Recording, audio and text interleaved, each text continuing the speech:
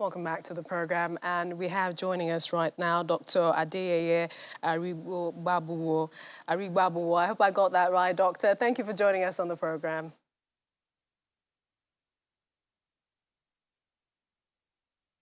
All right. Doctor, good evening. Yes, audio now. We can hear you. Doctor, I'd like to get your thoughts on our vaccination drive. The National Primary Healthcare Development Agency says there is, they hope, or according to them, the target is the 31st of March 2022, and this is to vaccinate 50% of Nigeria's eligible population. Where we are, over 15 million right now, do you think that we can get there by March ending? Yes, thank you. Nigerians were a very fantastic set of people. And I can tell you, even the milestone we think we are now, we can double that milestone in a couple of weeks. If the will is there, I know Nigerians are ready once to make resources available. The head-seeking habit of vaccine hesitancy and all of that may not be counting much, especially now that people have come to realize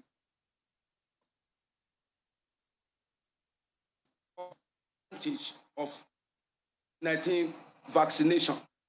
Advocacy, education.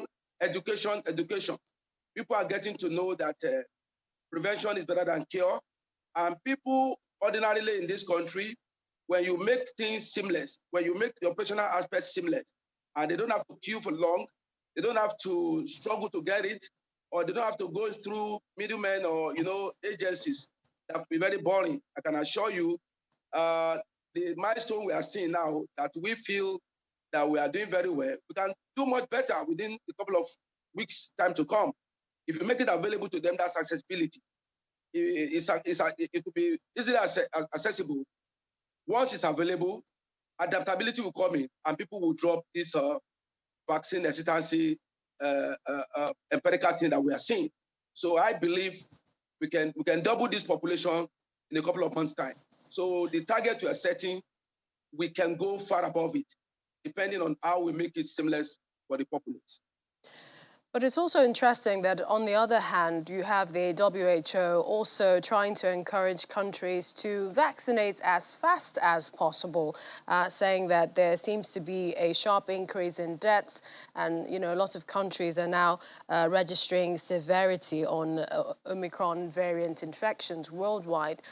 In terms of booster vaccines, even in Nigeria, we still have people who are hesitant to it, and maybe perhaps a handful who would say, okay, maybe there is a vaccine mandate, so I have to take the first dose, but surely would tell you that for the second and the booster, they're not interested. Yes, there is no doubt that vaccine hesitancy is a global thing. It's not limited to Nigeria. Neither is it even limited to Africa as a continent. Because of the novel nature of the virus and the way the vaccine comes in with multiple jabs that we are advocating, yes, we see that happening. But with continuous and continual reassurance and people seeing that their neighbors are having it, or they are taking the jabs and they're having little or no complaints, or those who have complained, the complaints are limited, and the death rates are not as alarming, or the death number not as alarming as were earlier postulated. People are beginning to build trust in the vaccine. And so if we look at the death rate, would you be comparing that with what maybe other diseases like cholera, maternal and child death, even Lassa fever and other things are doing recently? There are other more, let me say, deadlier issues on ground. So people are beginning to see the fact that there could be some elements of politicking when you are over-exaggerating or you are overplaying the disadvantage of that vaccine over the advantage. That is not to say that there are no side effects or people don't have areas where individual differences will make them to preach hesitancy to others. This is something we've been seeing it, and we cannot stop it ordinarily. Outside the fact that we need to encourage the people and take a feedback from them. If people are genuinely having complaints, they are genuinely having, sequelae that they can say these are complications they're beginning to see, we genuinely welcome them. We don't dismiss them. And once that channel is open, and we'll continue to encourage them as feedback. I mean, you can be rest assured that people will say, okay, look, instead of me, taking this line that looks odd, let me also try and, take my jab and see what it is. After all, the mortality rate as we see it in Nigeria isn't as terribly bad as in probably some other parts of the world, especially outside Africa. So I believe that with what is on ground now, if we all come together, put our resources together, put our minds together, go on advocacy, and we don't condemn people, criticize. We'll only have to reassure them that we can do better. We need to reassure them that can be harmless. We need to reassure them that can be very safe and it can actually prevent. Well, if we say it's going to prevent, we also let them know it's not preventing 100%. It doesn't mean you will not have it, but the chances of mortality essentially building trust. Thank you, Doctor. We appreciate your time on the program. Dr. Adeyeye Aribabuwo is the President, Healthcare Providers Association of Nigeria. Thank you for joining us today. Thank you. In the United Kingdom, a survey by a professional body found a quarter of British employers citing long COVID as a main cause of long-term sickness absences, adding that it raised questions over how workers with the condition were being supported in their jobs. British Prime Minister Boris Johnson is leading a strategy for the country to live with COVID, lifting restrictions as booster shots and the lower severity of the Omicron variant weakens. While Britain is still averaging around 80,000 cases each day, mild cases of COVID-19 can still lead to debilitating long COVID and associated symptoms of fatigue, memory issues, and brain fog. Well, the Chartered Institute of Personnel and Development found that 26% of employers now include long COVID as a main cause of long-term sickness absence in a survey of 804 organizations that represent more than 4.3 million employees. Well, joining us now, Dr. Deji Olaleye, a specialist registrar in intensive care medicine, who joins me from the United Kingdom. Thank you for joining us. Thank you. Hi, Millicent. How are you today? Hi, very well, thank you. So England is living with COVID, having removed social distancing measures, mask wearing, opening its doors. What are the case numbers saying in real time? And what's the general feeling? I think general feeling in general is one of optimism. I think life is finally beginning to return to pre-pandemic style.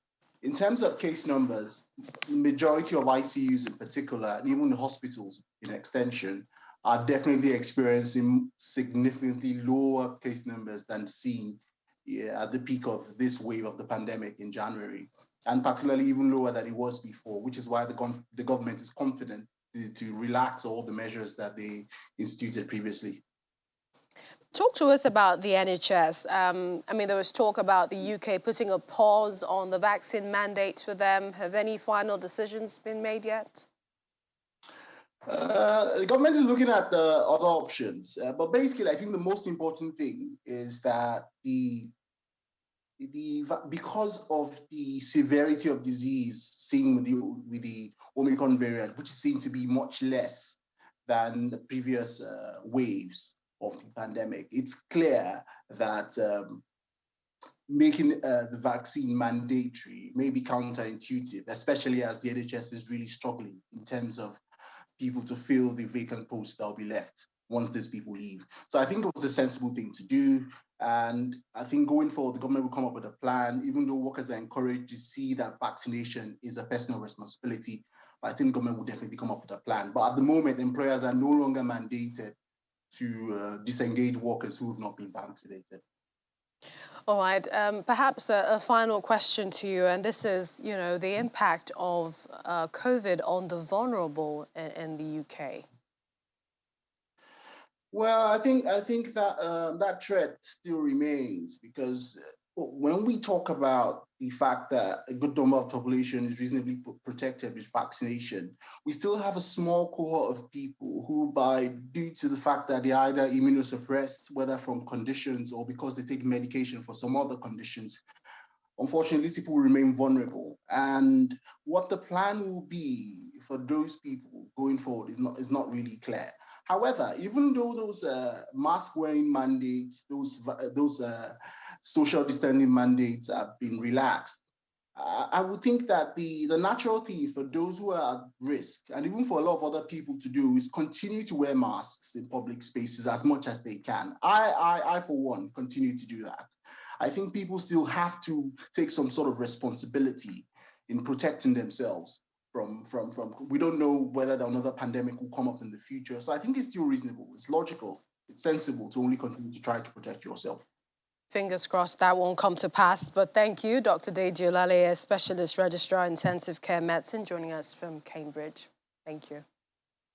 Bye.